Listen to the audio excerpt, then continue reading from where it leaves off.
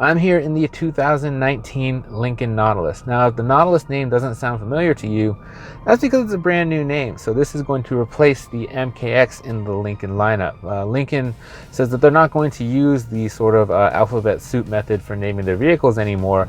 Now they're all going to get what they're calling exploration themed names. So the Nautilus joins the Navigator, the Continental, and the forthcoming Aviator as the latest Lincoln to sort of fall into this motif. Now, this isn't just a name change for 2019. There's plenty of new content to back it up. So we're talking new exterior and interior styling, big updates to the powertrains, new standard safety features, and some sort of general interior updates that are worth calling out. Now, we'll start under the hood where there's a new base engine. So the 3.7 liter V6 is gone and now has a turbocharged 2-liter 4-cylinder as the base engine, and that makes 250 horsepower, while the optional engine is a carryover, and that's a twin turbocharged 2.7 liter V6 that makes 335 horsepower.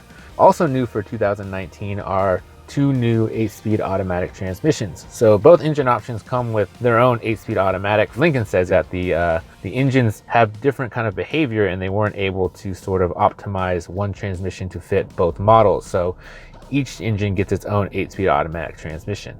Also new for 2019 are some changes to the all-wheel drive system. So they've added what they're calling an all-wheel drive disconnect, and this helps fuel economy. So what happens is in situations where you don't need a lot of power, like if you're cruising on the highway, they will actually decouple the rear wheels, and that sort of reduces mechanical loss and helps the whole system to run more efficient and helps fuel economy. Now, I had a chance to drive both engines today, and the base engine, the smaller turbocharged 4-cylinder, it's what I would call competent. It suffers from a bit of lag, and what that means is that when you hit the gas pedal, it takes a second for the engine to really get going. The transmission does a good job grabbing the right gear for you, but the engine doesn't really get into the power until around 4,000 or 5,000 RPM. So there's a little bit of a disconnect between the throttle and the car actually going forward.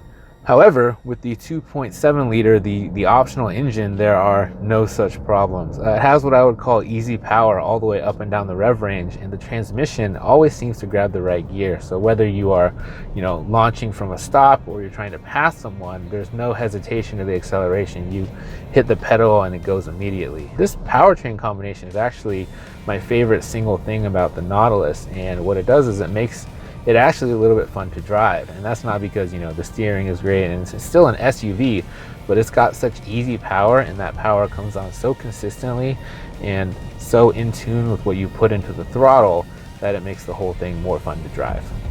Safety features. This is another area where the Nautilus sees big upgrades. What Lincoln has done is they've combined a bunch of their different safety technologies and moved them from individual options into one package, which they're calling Copilot 360.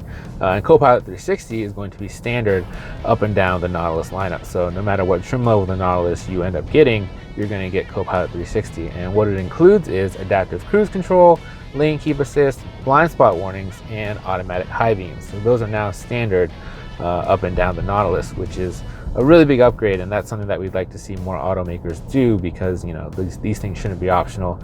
They should be standard now in 2019.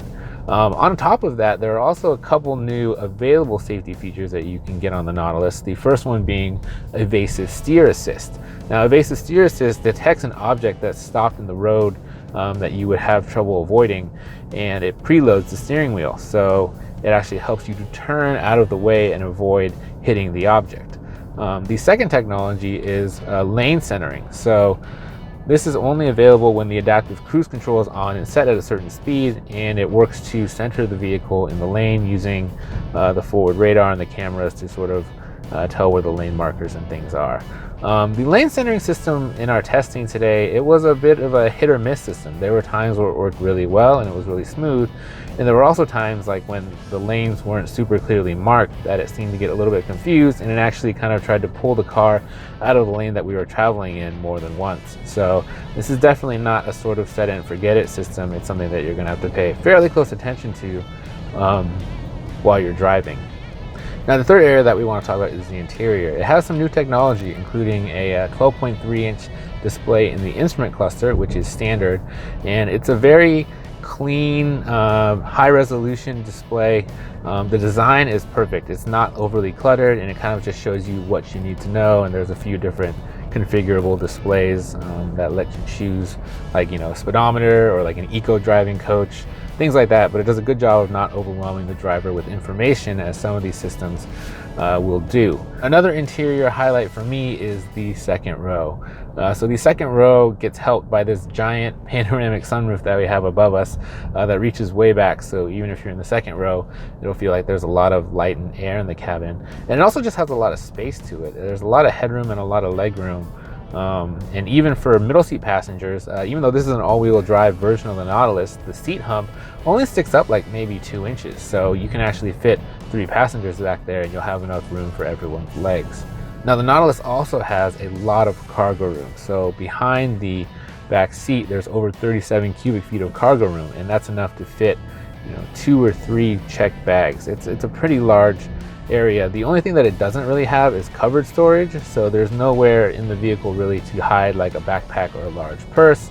So that's something that you'll have to keep in mind as well. What I'm in now is the top trim level of the Nautilus, and this is one of 3 Black Label themed interiors. So this is Chalet, and there's also Thoroughbred and Gala that are offered, because the Black Label names always are things that I can't afford. But this is definitely the nicest of the Nautilus interiors, and it has some real highlights, like these 22-way powered massaging leather seats. The leather is great. On the steering wheel, it's wrapped in the same kind of leather. You have leather on the dashboard with this sort of inlaid stitching, and real wood trim that looks and feels like the real thing. But then you contrast that, and there are other parts of the interior that really don't live up to it. So in the center stack here, you have a bunch of plastic controls that definitely look like something right out of the Ford Edge rather than the Lincoln. And if you get on the doors, kind of under where the leather ends, it's this very hard plastic. So there's also like some small fit and finish issues that I've noticed on each of them. Like the gaps between the wood and the leather are a little bit different on every Nautilus that I was in today. So what you have is this interior that has these definite highs, and it's also got these kind of like weird chintzy parts to it that don't quite live up to the rest of the interior. And the reason that I mentioned that as a problem is that this vehicle is definitely not cheap. We are in, again, a Black Label Chalet, and this is the highest trim level that you can get of the Nautilus. And this also is pretty much fully loaded. So you've got the optional engine, you've got all the optional safety features, you've all-wheel drive. And if you add all those things up, the price tag jumps all the way up to $69,015, including destination. So it's nearly 70 grand, and that's a long way from the base Nautilus, which costs just over $43,000. And at that price range, there's a level of expectation that comes along with it that I'm not sure that this interior fully meets. So if I was paying $70,000 for a car, I would be sort of disappointed with a center stack that both looked and felt like this. At the end of the day, the way that I feel about the Nautilus is kind of a mixed bag. So like on the one hand, you have this optional powertrain, which is excellent, but then you have this base engine, which is a little bit disappointing. And you have these added standard safety features, which are great.